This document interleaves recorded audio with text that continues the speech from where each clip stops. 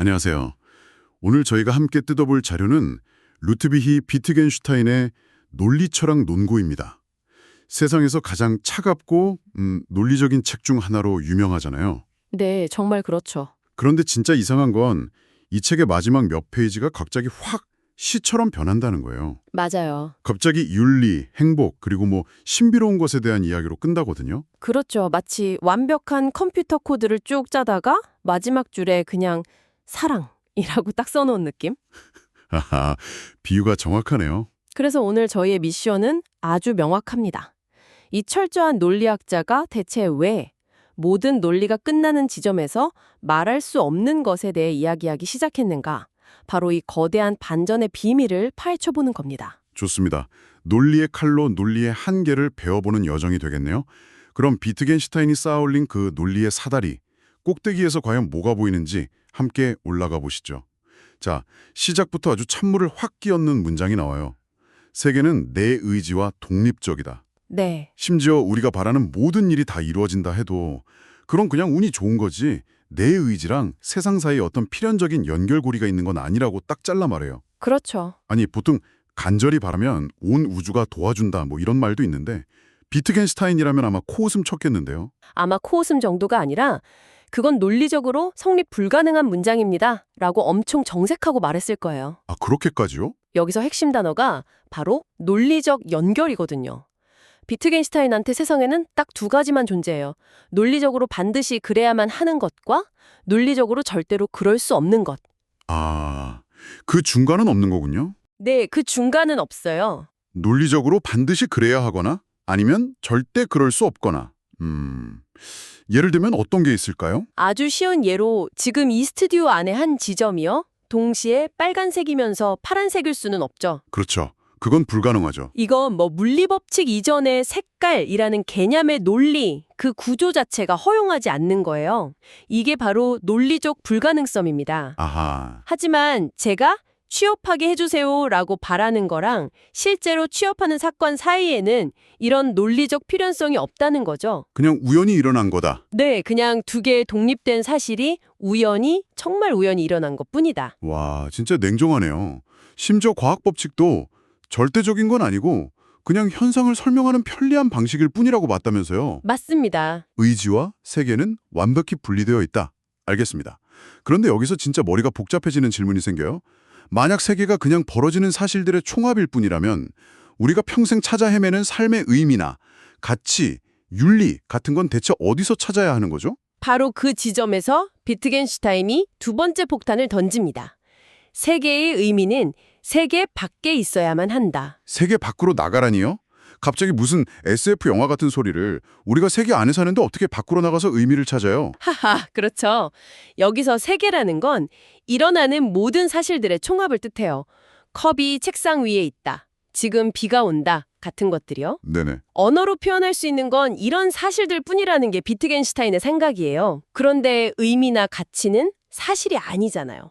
장미는 아름답다거나 남을 돕는 것은 선하다는 건 사실 명제가 아니죠. 아, 그래서 윤리적인 명제는 존재할 수 없다고 그렇게 단언했군요. 바로 그거죠. 그리고 윤리학은 초월적인 것이다 라는 말도 나오는데 이 초월적이라는 말이 좀 어렵게 들려요. 세계 바깥에 있다는 말이랑 비슷한 건가요? 그러니까 과학처럼 세상 안에서 증명하거나 설명할 수 있는 게 아니다. 이런 뜻으로 받아들이면 될까요? 정확합니다. 초월적이라는 건 말 그대로 사실의 세계를 초월해 있다는 뜻이에요. 그래서 언어로 표현하려는 시도 자체가 실패할 수밖에 없죠. 아하. 착하게 살아라 같은 말은 그래서 엄밀히 말하면 무의미한 문장이라는 거예요. 잠깐만요. 그럼 살인하지 말라 같은 아주 보편적인 윤리 법칙도 의미가 없다는 말인가요? 이건 좀 너무 나간 거 아닌가요? 의미가 없다기보다는 그 가치를 언어로 진술할 수 없다는 쪽에 더 가까워요. 만약 누군가 왜 착하게 살아야 해? 안 그러면 어떻게 되는데? 라고 묻는다고 상상해 보세요. 네. 보통 나중에 천국 간다거나 벌 받는다고 하잖아요. 이건 전부 행동 바깥에 어떤 사건을 끌어오는 거죠. 그렇죠. 결과로 설명하죠. 비트겐슈타인은 그게 아니라고 봤어요. 보상이나 처벌은 그 행동 안에 있어야 한다는 겁니다. 행동 자체의 보상과 처벌이 있다고요? 솔직히 잘 와닿지가 않는데요? 예를 들어 제가 길에서 힘든 분을 도왔다고 해서 제 삶의 사실이 바뀌는 건 아니잖아요. 여전히 통장 잔고는 그대로고요. 바로 그겁니다. 통장 잔고는 사실의 영역이죠. 비트겐슈타인은 그게 바뀐다고 말하지 않아요. 대신 선한 행동의 보상은 선하게 행동했다는 그 상태 자체이고 악한 행동의 벌은 악하게 행동했다는 그 상태 자체라는 거예요. 즉 윤리는 세상의 객관적인 사실을 바꾸는 게 아니라 세상을 대하는 나의 태도, 나의 세계를 바꾸는 것과 관련이 있습니다. 나의 세계를 바꾼다. 그게 바로 다음에 정말 유명한 구절로 이어지는군요. 행복한 자의 세계는 불행한 자의 세계와는 전혀 다른 세계다. 네. 이 문장은 정말 시적인데 한편으로는 좀 무책임하게 들릴 수도 있을 것 같아요. 네가 불행한 건 네 세계가 그래서 그래 라는 식의 그런 자기계발서처럼요. 아주 좋은 지적이에요. 비트겐슈타인이 정말 그런 뜻으로 말한 걸까요? 이건 절대 그런 뜻이 아닙니다. 비트겐슈타인은 사실이 바뀐다고 말하지 않아요. 행복한 사람이나 불행한 사람이나 눈앞의 컵은 똑같이 컵이죠. 네, 그렇죠. 그가 말하는 건 세계의 한계가 바뀐다는 거예요. 세계 전체가 마치 부풀어 오르거나 쪼그라드는 것처럼 세계를 받아들이는 나의 프레임 자체가 변한다는 거죠. 세계가 부풀어 오른다니 비유가 정말 멋지네요. 네, 그러니까 내가 행복감을 느끼면 똑같은 사실들을 겪더라도 내가 경험하는 세계의 전체적인 색채나 질감, 범위 자체가 달라진다는 뜻이군요. 맞습니다. 그는 이걸 죽음을 예로 들어서 설명해요. 죽음은 삶 속에서 우리가 겪는 하나의 사건이 아니잖아요. 그렇죠. 우리는 죽음을 체험하지 못하니까요. 네. 죽음은 그냥 삶의 끝, 세계의 멈춤일 뿐입니다. 마찬가지로 행복한 사람과 불행한 사람의 세계가 다른 것도 세계 안에 어떤 사실이 변해서가 아니라 세계의 경계선, 그 전체가 변했기 때문이라는 거죠. 그렇군요. 그럼 영원성을 끝없이 긴 시간이 아니라 시간이 없는 상태, 그러니까 타임리스누스로 이해해야 한다는 말도 비슷한 맥락이겠네요. 네, 바로 그겁니다. 시간이라는 틀 바깥에서 현재를 온전히 사는 것, 그 자체가 영원한 삶이라는 거군요. 와, 갑자기 철학이 아니라 무슨 명상한 내용 같은데요? 아하, 그렇죠. 후기로 갈수록 점점 그렇게 변해요. 결국 삶의 문제에 대한 해답은 시공간 안의 사실들을 아무리 파헤쳐도 찾을 수 없고 그 문제의 틀 바깥에 있다는 걸 암시하는 겁니다. 자, 그럼 한번 정리해보죠. 내 의지는 세상을 바꿀 수 없고 세상의 은희는 세상 밖에 있고 내 행복은 세상의 한계를 바꾼다. 지금까지의 논의를 따라오다 보니 드디어 최종 목적지에 도착한 것 같습니다. 네, 비트겐슈타인이 말하는 신비로운 것의 정체가 드러나는 순간이죠. 세계가 어떻게 존재하는가가 신비로운 것이 아니라 세계가 존재한다는 그 사실이 신비로운 것이다. 아니, 이건 또 무슨 선문답인가요? 바로 이 문장이 논고 전체의 클라이맥스입니다. 과학이 하는 일이 뭔가요? 세계가 어떻게 작동하는가를 설명하는 거죠. 그렇죠. How. 네, 사과는 왜 떨어지는지, 별은 왜 빛나는지, 그 어떻게를 끝없이 파고들잖아요.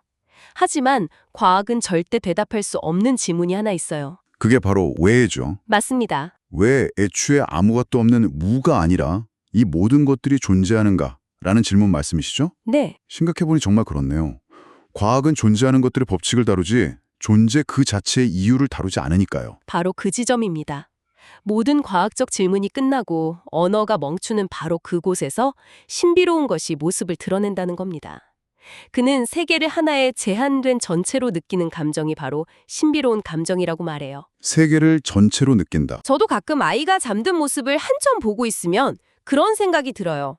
얘가 어떻게 숨을 쉬고 심장이 뛰지? 같은 과학적인 질문 말고요. 그냥 이 작은 생명체가 지금 내 앞에 존재하고 있구나 하는 말로 설명이 안 되는 경이로움이요. 네네. 그게 바로 비트겐슈타인이 말한 신비로운 감정의 아주 작은 버전일 겁니다. 와, 그 예시를 들으니까 확 와닿네요. 모든 가능한 과학적 물음들이 해결된다 하더라도 우리 삶의 문제들은 여전히 전혀 건드려지지 않은 채로 남아있음을 우린 느낀다. 그렇죠. 이 문장이 이제야 퍼즐처럼 딱 맞춰지는 기분이에요. 과학이 어떻게를 전부 설명해줘도 그래서 내 삶은 어떤 의미가 있는가 하는 문제는 그대로 남아있다는 거군요. 맞습니다. 그래서 그는 삶의 문제에 대한 해답은 그 문제가 사라지는 것에서 발견된다고 말해요. 문제가 사라진다? 네. 삶의 의미가 뭐야? 라는 질문에 대한 정답을 찾는 게 아니라 삶을 온전히 살아냄으로써 그 질문 자체가 더 이상 나에게 중요하지 않게 되는 경지요.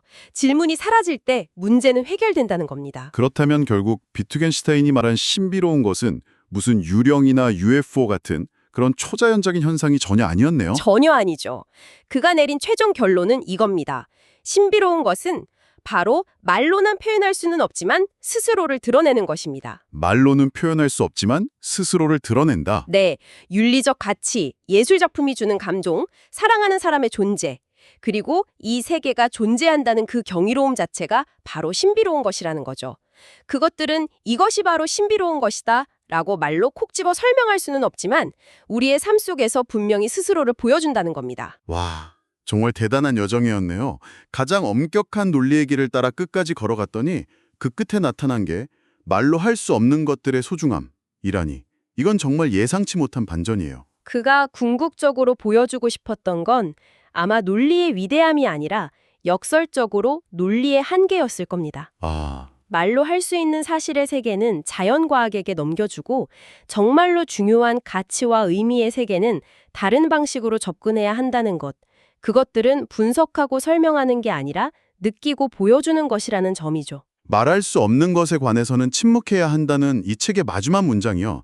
이제는 포기나 체념의 선언이 아니라 오히려 더 깊은 차원의 세계를 향한 초대장처럼 느껴져요. 네, 맞아요. 말로 떠들지 말고 조용히 세상을 보라는 메시지 같아요. 가장 완벽한 해석입니다.